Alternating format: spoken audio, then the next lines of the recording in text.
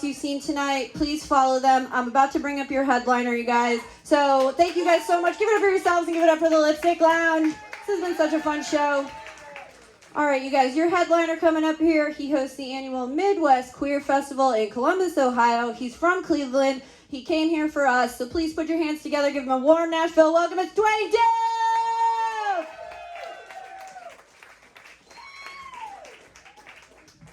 Good for MK and everyone you saw so far tonight.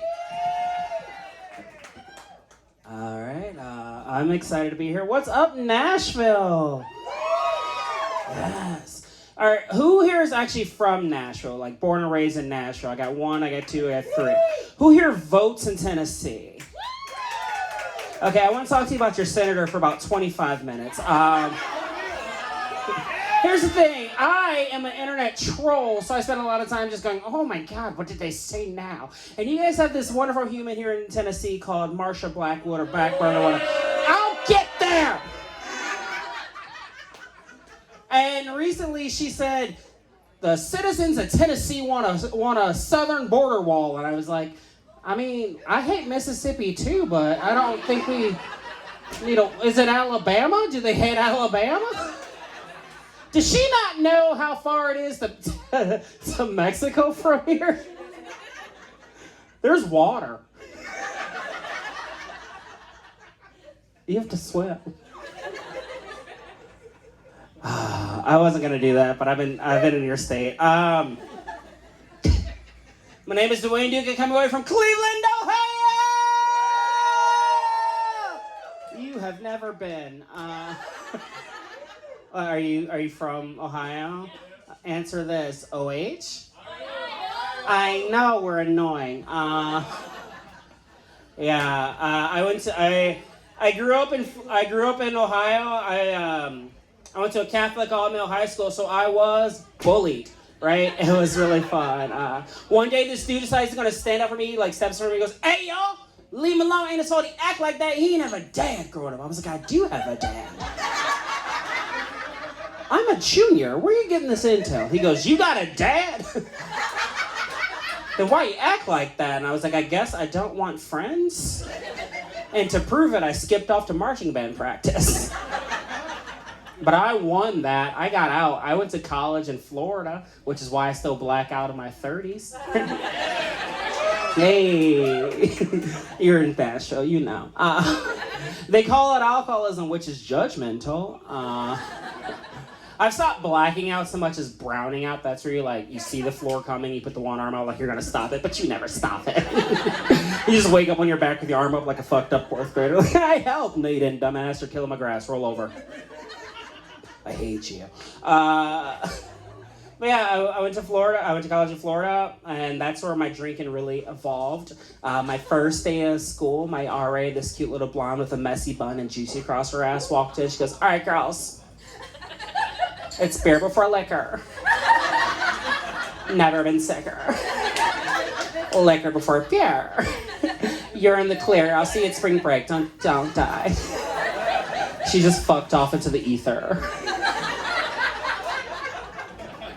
That role lasted me, till like 29. I was here in Nashville to celebrate my 30th birthday because my best friend lives here. And I was walking down your main strip sober or whatever, and I was out of my element, I will admit it. And this woman grabbed me because she's wearing a sash, and I guess she forgot to pack a gay for the weekend. And I learned that if you have a sash on, all drinks are free, and that is such a fucking magical power. Her name was Madison, 2 D's, 2 Y's, no reason to live. She taught me something that weekend. It was this. Red wine before tequila, and you'll break up a marriage. Sorry, Madison. Turns out your husband fits. Where do you think that joke goes? I want to imagine each of you, what do you think happens in that joke? Someone will be you bent over. It's no, he bent over. He touched his toes, and then we sprinted to the hotel. And I fucked him. Fucked him good. Oh, man. I'm a really fun person in my mind. I like to think I'm a really fun person. I have cool people in my life, but most of my friends are absolute trash bags. Just fucking hefty bags as far as I can see. And I get it, like I'm a trash bag too. I'm like a big black trash bag. Like I'm black, I'm Brazilian, I'm full of trash. That's who I am. Some of my friends are like just like human canker sores. You're just like, I need to get rid of this, but I can't. Because the HPV. I have framed in my house right now 2 separate receipts for when I pick my friends up from their DUIs, right? Because they give you a receipt when you sign for them, and I kept it, and they're on my walls because if my ancestors ever check in on me, I want them to know that I briefly owned 2 white people.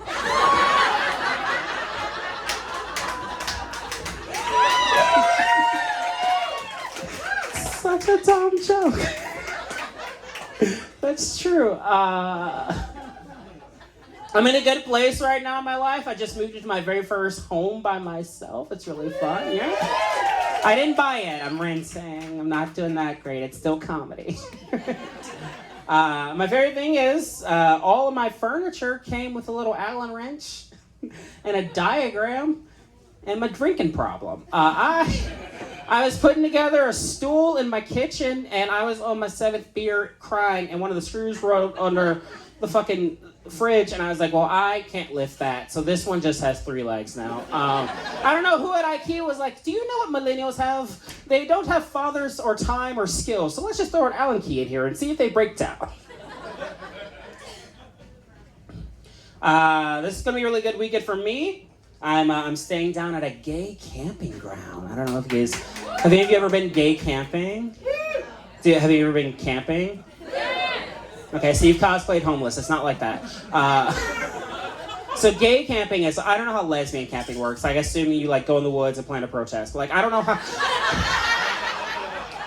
You're like, we're really gonna get someone elected this week. I assume that's just what it is. But like gay camping happens like this. So one day, a Boy Scout camp goes out of business because of the lawsuits. And 2 gay men whose relationship is dying go, we need a project, so they buy it. They throw up a shittily made website that they made on Wix or GoDaddy or somewhere, and I am drinking with my friends. We're like, well, we want to go to the woods. I was like, I want to go to the woods. So you sign up on the website for a little cabin, and you forget that you've done it. But like for the next month and a half in your head, you're like, I know I'm doing something with my friends on like the 13th. I don't know what it is, but it's the 13th. That's blocked out of my calendar, the 13th. So about a month before the 13th, I get a call, and I don't answer my phone for anyone. Like, my mom calls me, she goes, you never answer your phone? I go, I know, I don't want to talk to you. Text me. It's the 22nd century, bitch.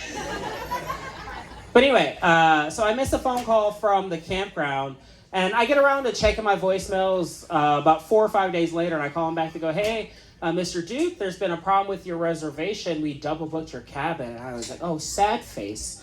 He goes, listen, we have an option if you are amenable. And I was like, oh, I'll hear you out. He goes, it took you, the other guy got back to us first, and since we had 2 reservations, we gave him the cabin, but we have a space for you in the bunkhouse. I was like, what's the bunkhouse? He goes, well, it's a cabin with 8 beds and 8 men staying in. I was like, I'm listening. He goes, it's $150 cheaper. I was like, I'm hard.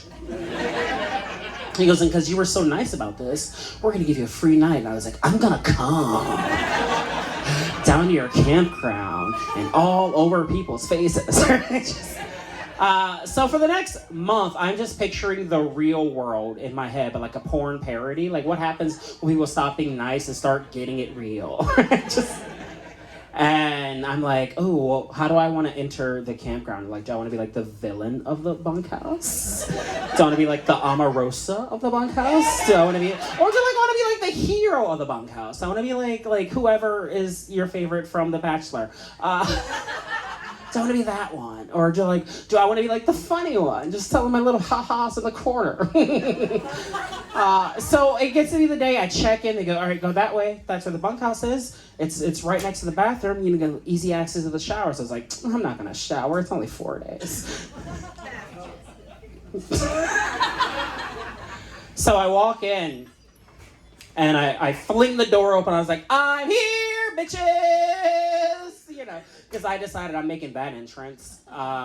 And sitting naked, cross-legged on the bunk underneath of mine is a man who is around 810 years old. He goes, "Hi, my name's Paul. They call me Mother." And I was like, "Oh no, I'm not gonna fucking hear. No one's gonna fucking hear. Not with Mother."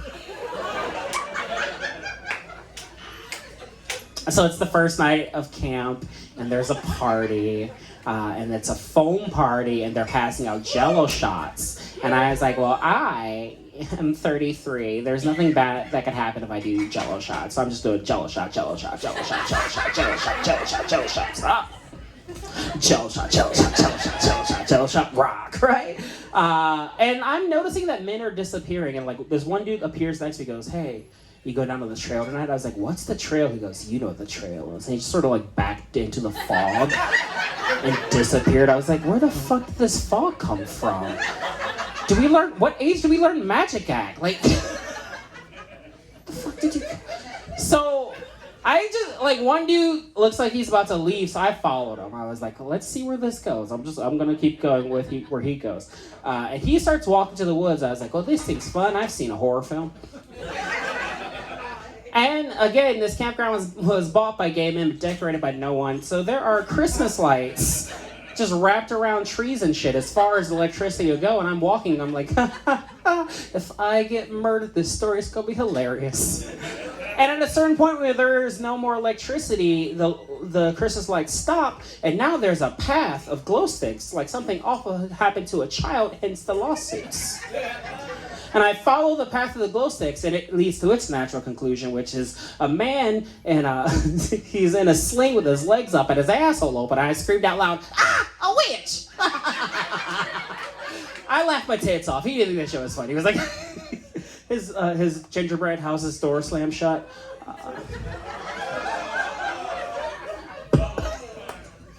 A witch! Man, this guy a couple dicks over, like, spit it out. I was like, "No, I think it's a fucking joke." I was like, "It's a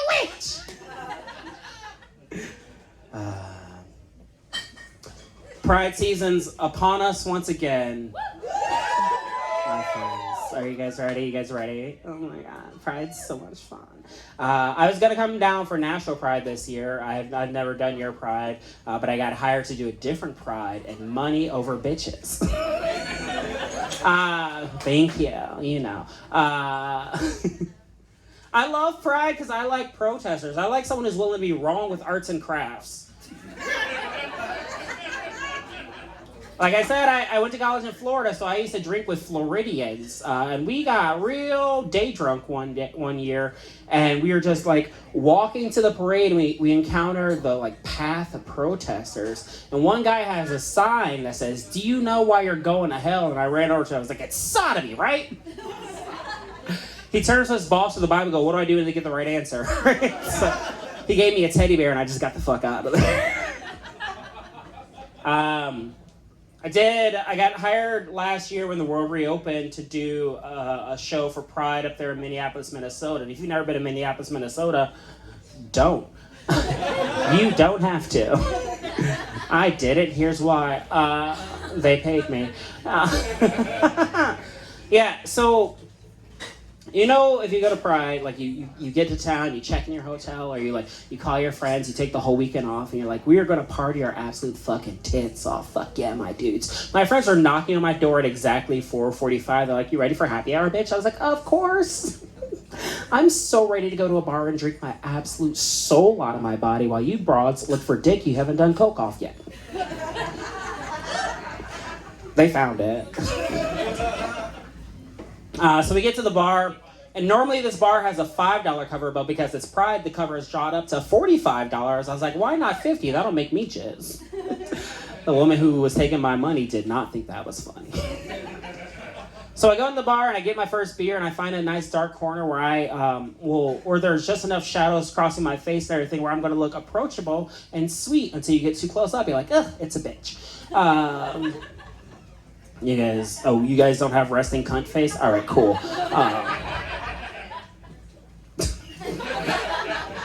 So like I've pulled out Grindr and I've started having a conversation with a man who's smart enough to stay the fuck at home. And the DJ comes over the loudspeaker and goes, all right, y'all make your way to the back patio or to the back parking lot. We have set up our carnival. Our headliner goes on in just a little bit. So the doors open and everyone starts streaming out. And I was like, carnival? And I step out into this back parking lot and it is the most Midwestern thing I've ever seen. They've set up an actual carnival. There's rides, there's games, there's drag queens selling corn dogs, and I have had 11 months to write that joke, and I can't. Because what is funnier than someone who's professionally makes meat disappear, handing you disappeared meat? So there's a man on stage, he's a DJ, he's trying to get everybody excited for the show, goes, all right, get hype, get hype, get hype, get hype, get hype. And I was like, sir, I'm out the house, I'm over 30, I am hype. Actually, if we could turn this music down a little bit, can we get some chairs? I would love a chair. Honestly, can I get a pizza over here? Can I just go home? I'm done. My favorite part about every Pride is they reach into your childhood and grab someone from obscurity. They drag them to today. They go, hey, would you like to make your mortgage payment? They go, yes, I would. They go, get on stage. We're doing 45 minutes at 3 p.m. in the hottest day of the year. Get out there. That's the only reason we still know Deborah Cox's name. No, you don't. You've just been a Pride. She went, I love Deborah Cox. Name 2 songs.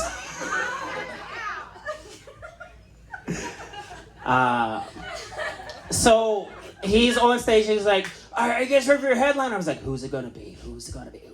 Which one of my childhood fantasies is about to walk out on that stage and make everything better? He goes, all the way from 2004, put your hands together for Ashanti. I was like, Ashanti? Now, I perform for a lot of older, straighter, whiter crowds, so I'm gonna explain Ashanti to you all just for a second. Ashanti was like 2004 Lizzo. She was everywhere like avocado toast. Then 2005 hit, we were like, we're on a diet. So he goes, Ashanti! And these 2 very tall, very leggy black women storm out on the stage. They're wearing matching purple dresses. They've got these long black weaves. They got the longest, blackest legs you're gonna see outside the WNBA. One has this mean mug on her face like she just graduated Juilliard. She's about to hit these steps. The other one is smiling like she's just excited to be out the house. And then this third, smaller black woman comes charging out. She's got the same weave, she's got the same dress, but she's wearing tennis shoes and sunglasses because it's the brightest place on the planet at 9 p.m. in Minneapolis, Minnesota. And she's got shit to do this evening. She opens her mouth, she has that first note, she goes, boy, you. I was like, oh, fuck, it's Ashanti. Girl, where they find you? And so for the next 45 minutes, she proceeds to do now that's what I call music volumes 2 through 11. I gotta tell you, my heart was in hog heaven. I was like, yes, Ashanti. So she gives her artists a moment. They walk off, they drink some water, they stretch them hammies, they get ready for the second half. And Ashanti starts talking to y'all. She goes, Minneapolis, Minnesota, I think y'all was gonna be here tonight. I was like, fuck Ashanti, I think you was gonna be here tonight. She goes, now, this next song I'm gonna need your help with, my big brother couldn't make it. I was like, who the fuck is your big brother? And she opens her mouth and proceeds to do one of her mini songs with this artist named Ja Rule. Like, yeah, you guys know him from the Firefest Festival. And the preceding documentaries. And I was like, Minneapolis Pride didn't have another $100 for Ja Rule or 3 cases of water and a man to suck dick for it. I'll do it. I like the taste.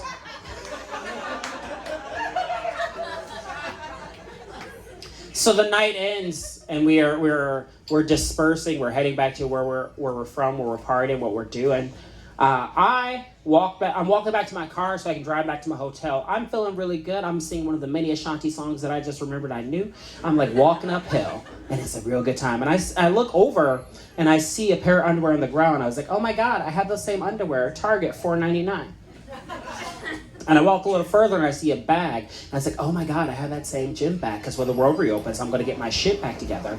It was on Amazon for $24.94, but with that next day shipping, it was $33.50.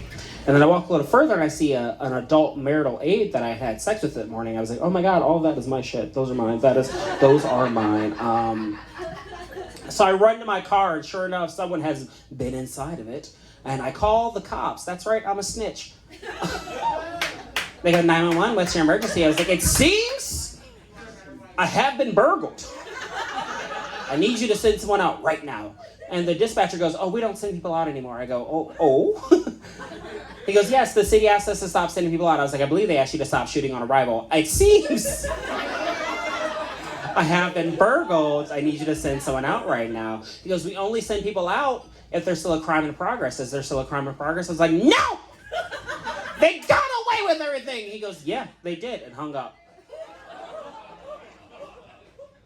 So a month later, I had some more shows in Minneapolis. It was a very popular city for me last year. I'm on the phone with my mom as I'm packing my car up to drive up to Minneapolis.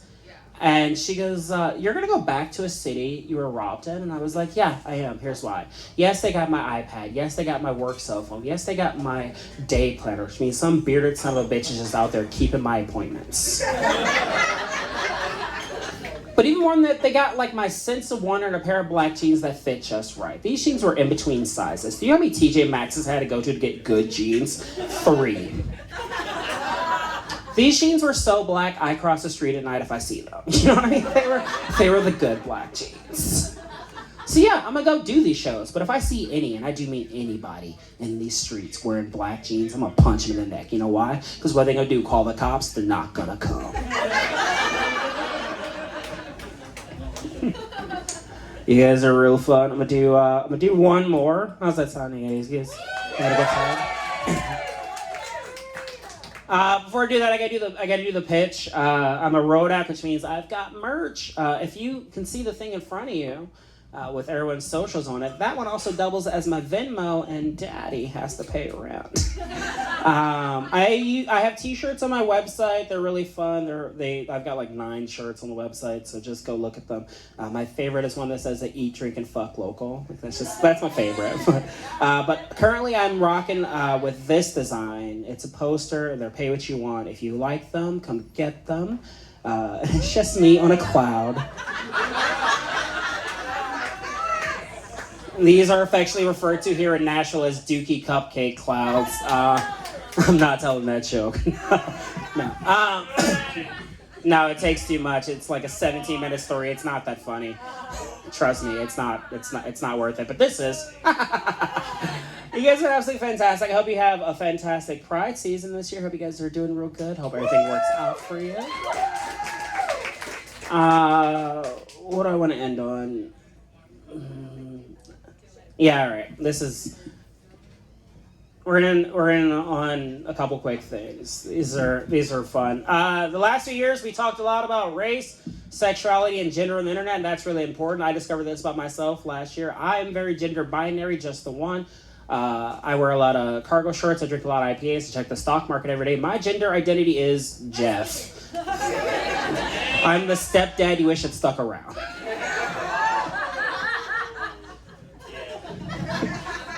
You say lesbian? I mean, all right, honestly, my favorite thing is to just build little knickknacks around the house. If anybody goes to IKEA, I'm there before they get home. I'm like, what you got for me? Let's build some shit. Is that a bookshelf? Fuck yeah, let's order a pizza. We're gonna talk tonight.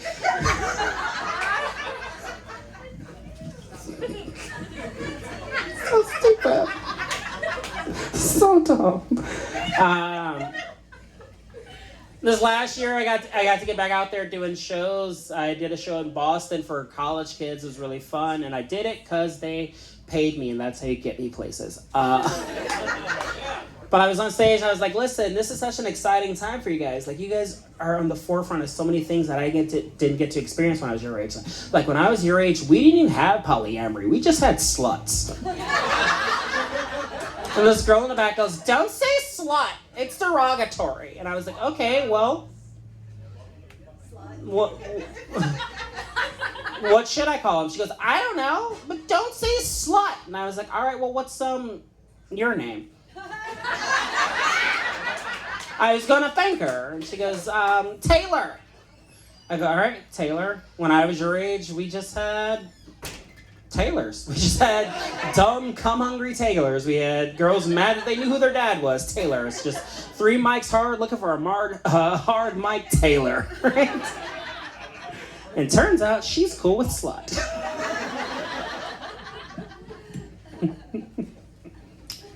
I don't want to do this one joke because I think it's morbid, but it's the perfect. Hi.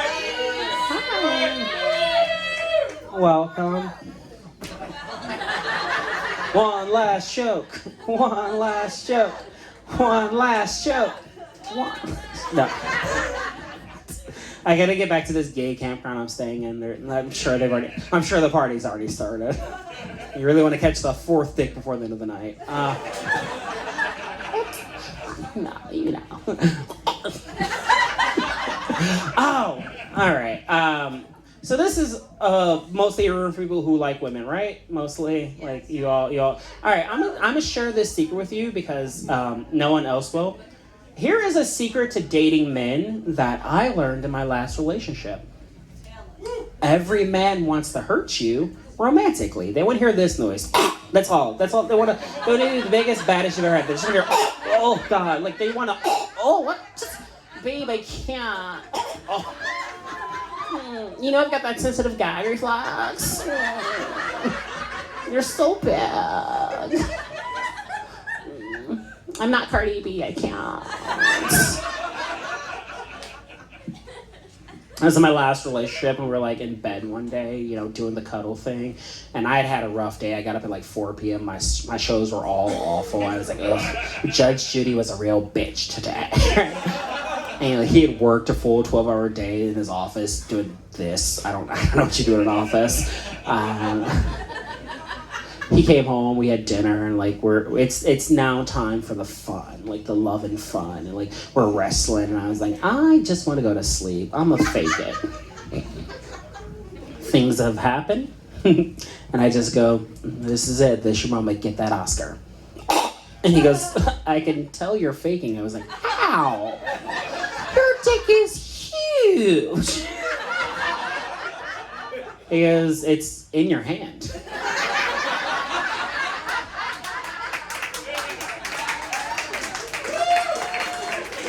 That's on me. That's on me.